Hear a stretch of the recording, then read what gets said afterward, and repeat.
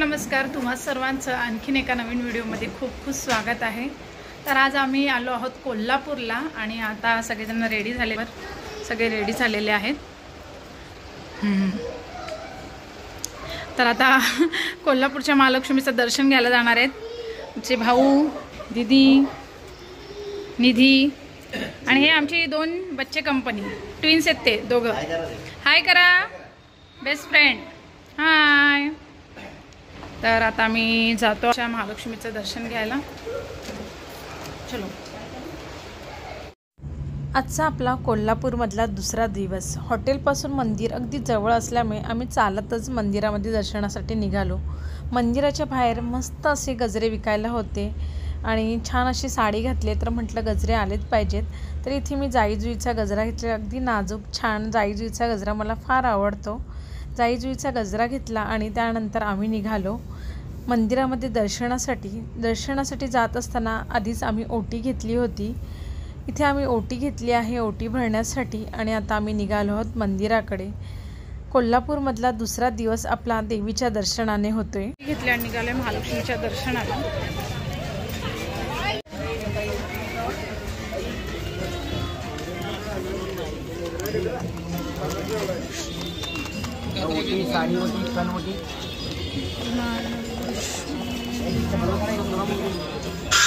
किती दिवसापासून माझी खूप इच्छा होती की कोल्हापूरच्या महालक्ष्मीचं दर्शन घ्यायचं आणि फायनली आज माझी ती इच्छापूर्ती होणार आहे आणि सकाळीच आम्हाला देवीचं दर्शन होणार आहे। आणि आज बघितलं तर सुट्टी असल्यामुळे मात्र खूप गर्दी आहे। बघू आता किती वाजेपर्यंत दर्शन। आता आलोय आम्ही सकाळीच कोल्हापूरच्या महालक्ष्मीचं दर्शन घ्यायला।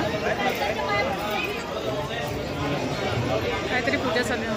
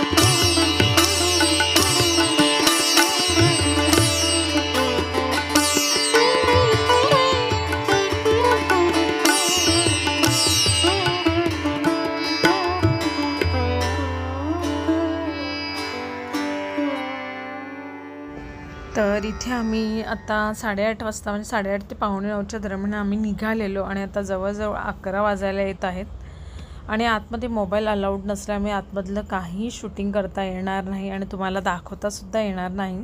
11 आमचं दर्शन झालेलं आहे। 8:30 म्हणजे 9:15 to 11 आणि आता थोडी बघतो इथे शॉपिंग। सगळ्यांचं दर्शन झालेलं आहे आणि आता आमचं दर्शन झालेलं आहे आणि इथेच आम्हाला जास्त फारसा वेळ नसल्यामुळे इथे समोरच बघितलं तर थोडीफार शॉपिंग काय करता आली तर ते आम्ही करतो. इथे समोर खूप सुंदर अशा ठुसीचे वेगवेगळे प्रकार दिसत आहेत.